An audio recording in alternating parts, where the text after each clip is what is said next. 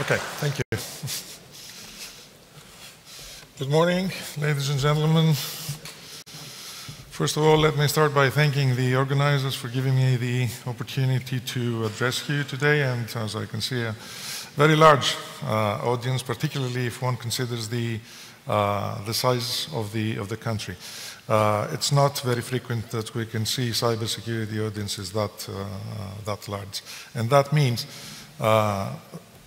together with some other information that I will give you during the talk, that I will have an easier job to do today. I will not need to motivate you on why this is important and why research and development is important for cybersecurity. So, just a few words about where I come from. I don't come from Norway. I work in Norway. I come from Greece. But, well, in Norway, I work in NTNU. NTNU in Norwegian stands for Norge Teknisk og Naturvitenskapelig Universitet, which in English would translate into Norwegian University of Technology and Science. But we don't like that because the acronym then would be nuts. So this has been switched around, and we go by the name of Norwegian University of Science and Technology. Original technology comes first in Norwegian because originally this was actually a technological university, but of course today it's a comprehensive university. It's the largest in Norway. We like to think that it's also the best. With 39,000 students, almost 400 PhD dissertations per year. We have 4 Nobel laureates, none in cybersecurity, not yet. We're working towards that. And all this wonderful data that you might be wanting to look at when you go back home. And the Center for Cyber and Information Security, that's a center of excellence actually within the Norwegian Information Security Lab, which is the department of NTNU on cybersecurity. As an educational unit, we offer bachelor's, master's, and PhD degrees in information and cybersecurity. CCIS is actually an interesting venture, which we don't find very frequently in Europe. It's more like an American model. It's a public-private partnership for research and education in cybersecurity. What you can see there are our 26 partners. You can see partners coming from the public sector, like the defense, the armed forces of Norway, the police, but also companies like Statkraft and Statnett coming from the energy sector, and then companies in cybersecurity and so on and so forth. And the idea is that we bridge the gap between education and research on one side and industry and government on the other side with respect to cybersecurity. So that's enough about where I come from. As I said, as I promised already, I will give you another reason why I think that my job today will be easy. Before coming here, just in order to prepare the way that I would approach the subject, I took a look at this, which is the ITU report on cybersecurity index and cyber wellness profiles. Are you familiar with that by any chance? Well, I wouldn't advertise it more, but I invite you to take a look at it. The new edition, I believe, will be out by the end of this year, so this is the 2014 edition. And among the other useful stuff that you can find there, these are the criteria that are being used for ranking countries according to their wellness in cybersecurity. The red ones are the ones where Latvia can do better. But it's doing very well, because on the global cybersecurity index, the global rank Latvia is on the 7th position, and on the regional, which is Europe, is on the 4th position. Of course, there are many countries on the same position, but that still is the 4th position. Don't rest assured that you're doing fine, because Norway is first on the list, and I know we are not doing fine. So there is a lot more to do. Okay, one of those things that we need to do is to enhance our cybersecurity capacity and capabilities. And as I said, there are many ways to approach this in terms of motivation. The usual one is the first one. We usually think of cyber and information security, by the way, these are two different things, but that's another topic, as a necessary evil, something we have to spend on. We have to spend on because there are risks to the society, there are risks to the economy, which we need to mitigate, and therefore this bears a cost, which cost we need to bear. That's usually the first approach, but I can give you two more. This is not really working in societies that are well aware of cybersecurity risks. We need to move beyond that. And what can be beyond that? Well, one other dimension is digital sovereignty and autonomy, and I'm speaking at the European level. With the advanced digitalization that we experience in the European Union today, of course, comes much more dependence on information and communication technologies, and therefore much more need for cybersecurity in terms of usage of these technologies within our everyday lives and our running of our countries and of our societies. Now, what is the problem there? Well, and it is a debate whether it's a problem or not. The US is a leader in the global market. EU, Europe lags behind. What does that mean? For securing our societies, for securing our economies, we rely on technology and solutions that are not made in Europe. They are imported, they come from the US, or they can even come from manufacturers that are not in the US or in the European Union.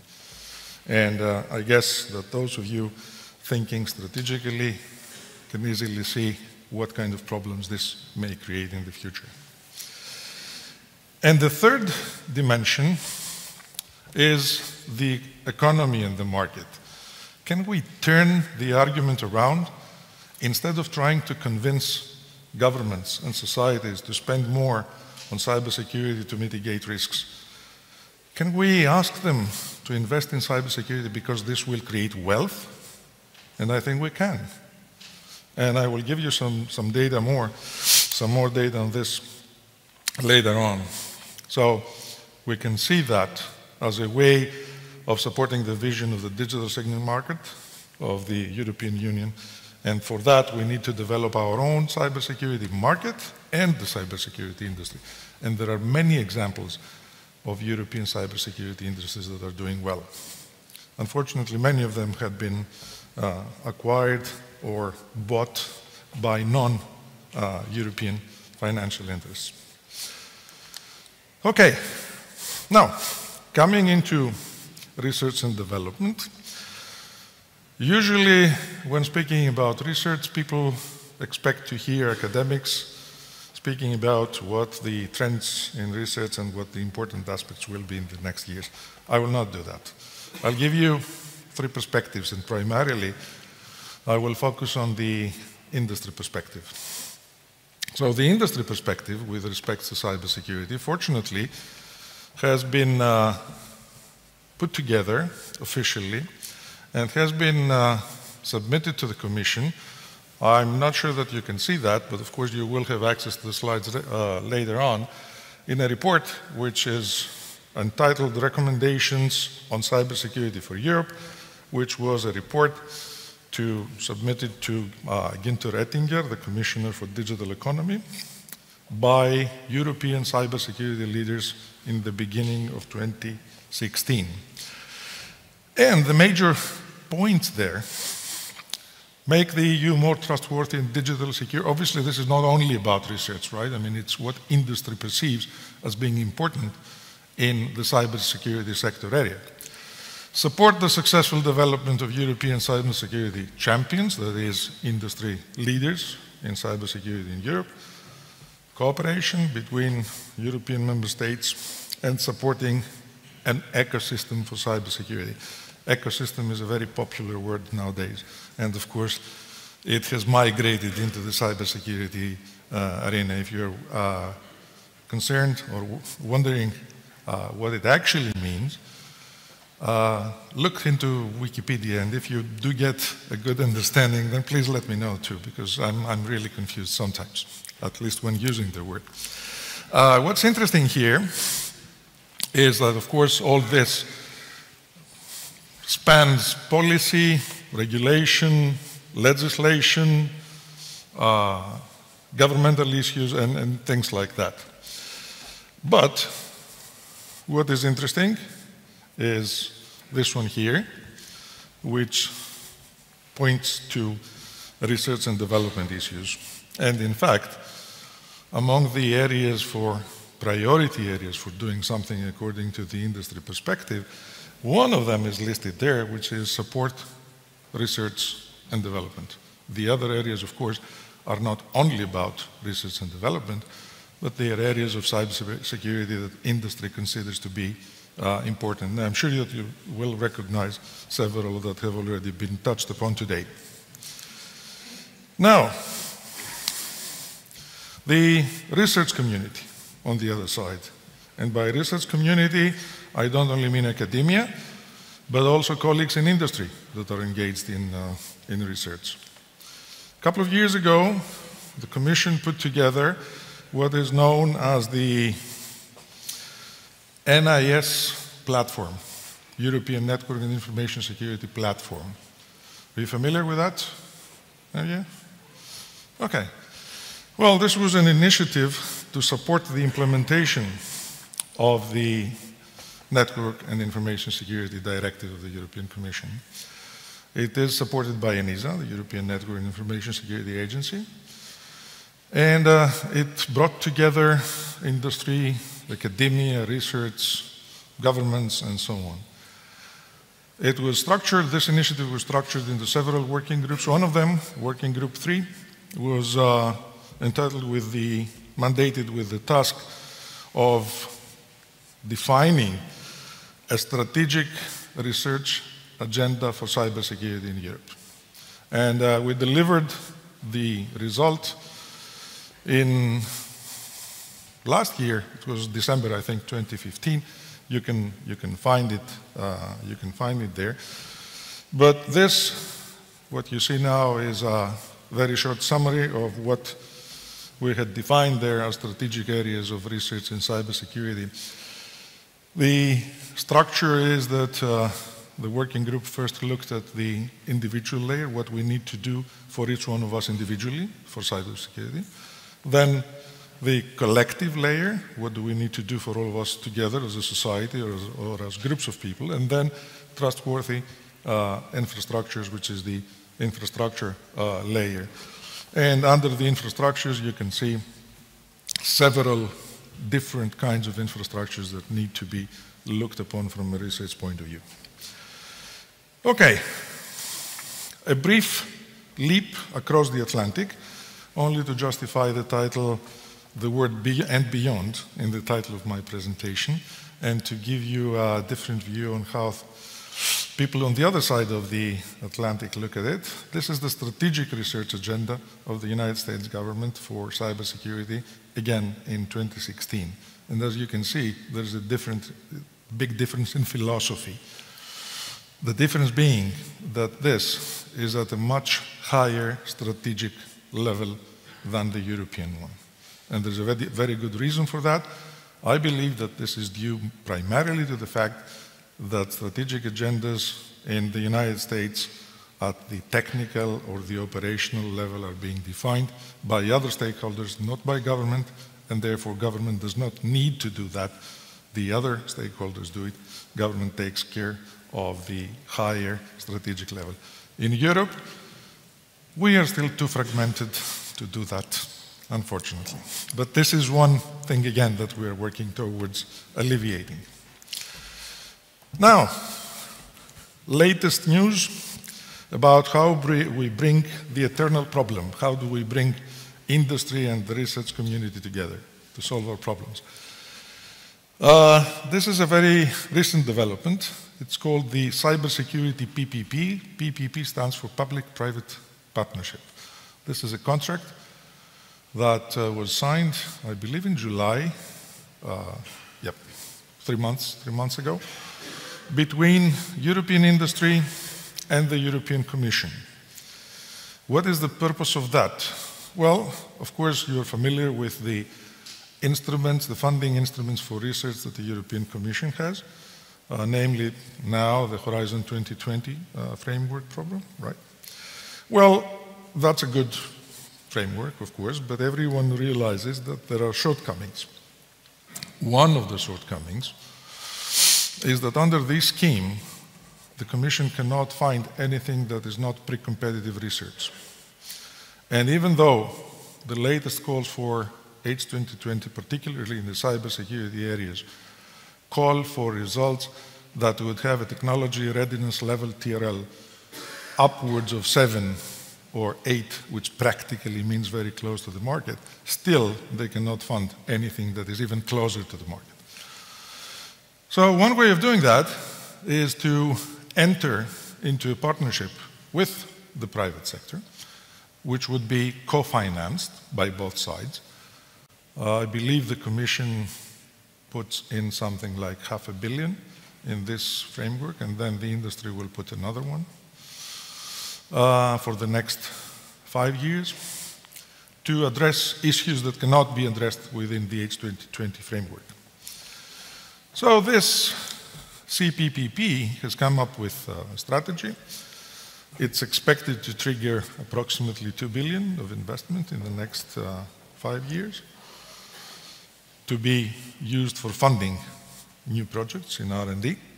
It is being run by what is called the European Cybersecurity Organization, which is a non-for-profit organization consisting of government, industry, large and SMEs, academia, research organizations, and so on, which will run the CPPP. What is the main motivation for bringing these communities together, or at least attempting to do so once again? Because that's what all the European framework programs for research and development have been trying to do since the late 80s, bring together the players in Europe. Well, the main motivation is this. Cybersecurity global market now, European share, 24%. This is less than the contribution of the EU to the global GDP, which is 26%. And second piece of data, average yearly growth slightly larger, around 6%, whereas the global one is 8%. What does that tell us? Well, it tells us we need to improve, and we need to do that fast, so there is no time. And this is the rationale behind all this. That means that we need to show our leadership. By our, I mean Europeans, of course, right? In the area of cybersecurity. How to do that?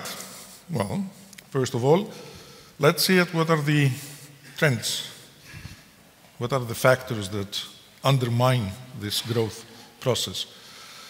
Declining share of Europe into the global economy, fragmented market, funding shortages and entrepreneurial support, procurement policies that focus on short-term savings, less investment in R&D, skill shortage, and that brings us to education, and the fact that European companies go more for operational execution rather than strategic foresight.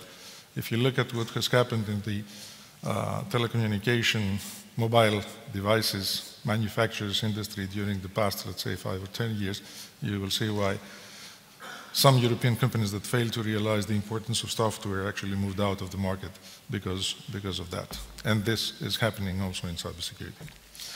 Okay, all these are more or less known facts. What do we do about them? Well, what the CPPP proposes is, first of all, to bring the stakeholders together, and this has been done, or hopefully has been done, and then formulate a master plan.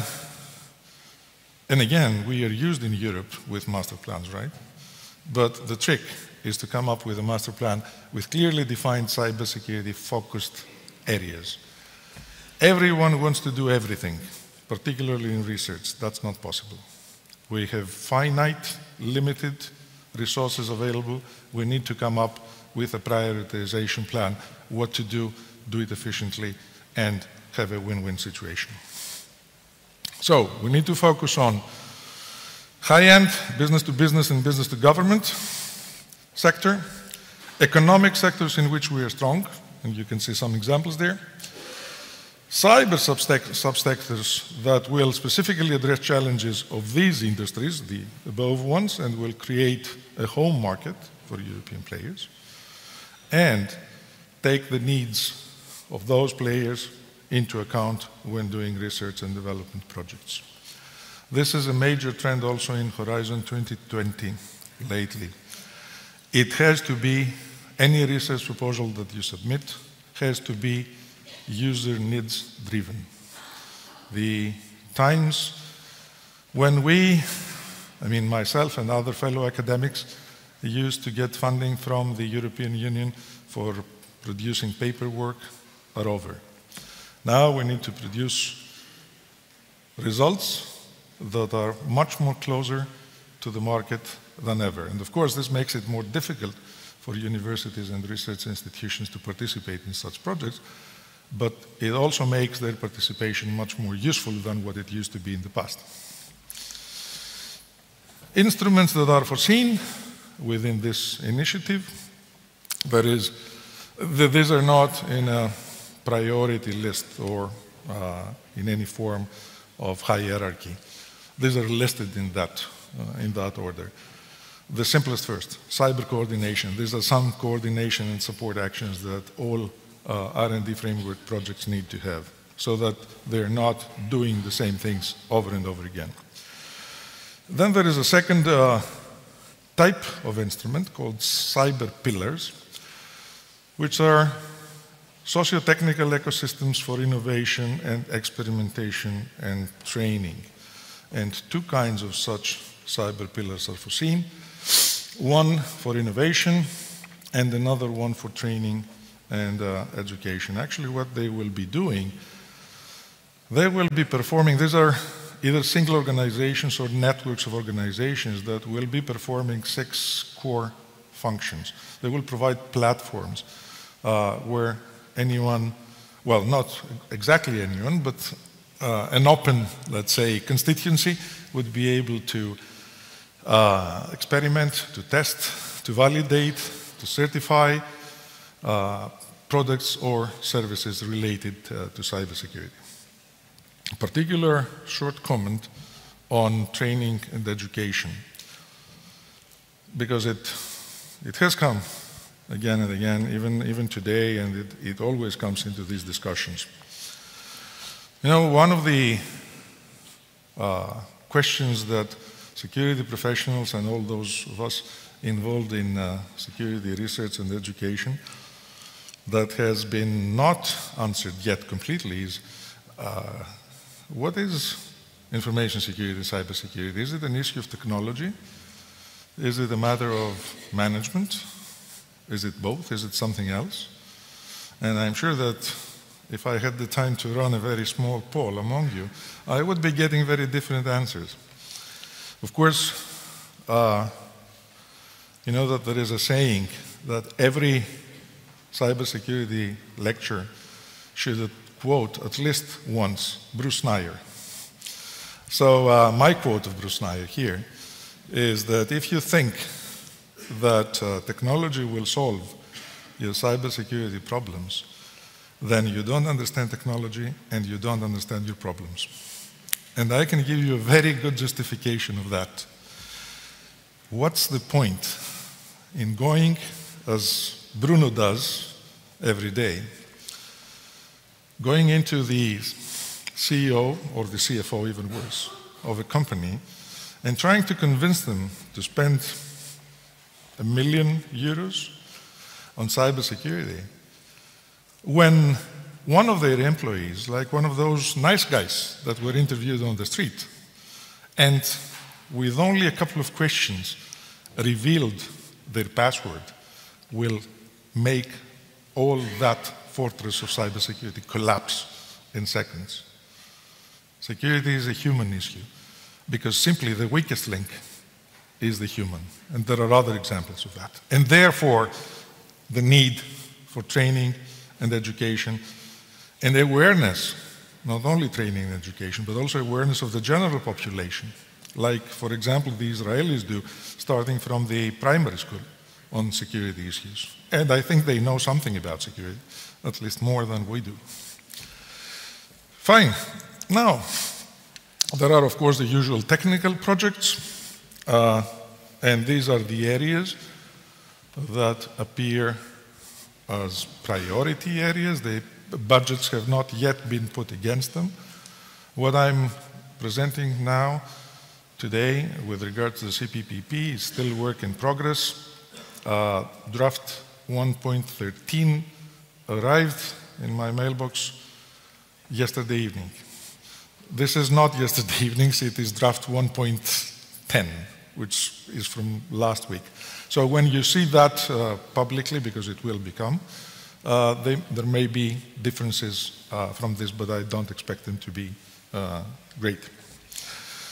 And, well, just again, one comment, because it was triggered by another presentation about quantum-resistant cryptography. I will not repeat what quantum computing can do for cryptography. It's both a threat and an opportunity. That's obvious, right? Okay. But if you look at the description of this particular kind of projects in the CPPP, it goes beyond the technology aspects. Of course, yes, we need to design algorithms that will be resistant in the quantum computing era. But can you imagine what it would take from an operational point of view to make the transition from an organization or even a country that operates with today's cryptography tools to those cryptography tools? Do we know how to do that? Or in 20 years, we will be faced with what we call today legacy systems. And you know that one of the biggest problems we have in security is dealing with legacy systems. So that's one of the areas there as well. Trustworthy cyber infrastructures, projects for building trustworthy cyber infrastructures. And again, you can go through these items at your leisure. I realize I'm between you and your lunch, and therefore I don't want to take more time than allotted. And finally, there are cyber pilots for specific industrial areas that tie up with the Industry 4.0 concept. Again, a small point here. In the 80s, we made the mistake of using an inherently insecure medium, the internet, which was designed for linking secure environments, military environments. We used it for linking critical functions in computing that were not secure. The result is the security mess we are facing today with the internet. We are making the same mistake again with the Internet of Everything, or the Internet of Things, or the smart factory of the future, where we are connecting industrial control systems that have very little or no, in most cases, security to the IT enterprise system of the organization with technologies that are supposed to be secure, like airlocks and things like that, but that we know in practice that do not. That's good news, right? Because this is a security professionals audience. So you will be in business for the next 20 years, don't worry. But we are making a mistake. I'm not saying that we shouldn't. So, messages to take with you, if I can suggest some. Cybersecurity is not an expense. We should look at it as an investment that can create wealth and secure prosperity. We are witnessing major paradigm shifts in computing and in ICT, both in technology and its usage, that create significant cybersecurity challenges. Fortunately, cybersecurity is now high on the agenda. It hasn't been so always. I started working in cybersecurity almost 30 years ago. At that time, it was not even considered to be a scientific discipline. It was only for professionals. And people were rather suspicious looking at an academic claiming that he was working in cybersecurity, because they immediately had some, ideas of spooks and services and things like that. Fortunately, we've gone beyond that. Now, because it is high on the agenda, these are obviously very correlated things. There are many opportunities for obtaining funding for R&D. And these are not only opportunities for universities and research institutions, they are opportunities for industry, and I should say primarily for industry. So, collaboration at all levels and among sectors is a key enabler if you want to have access to that, and if we want to move backwards up in that list of messages. Thank you very much.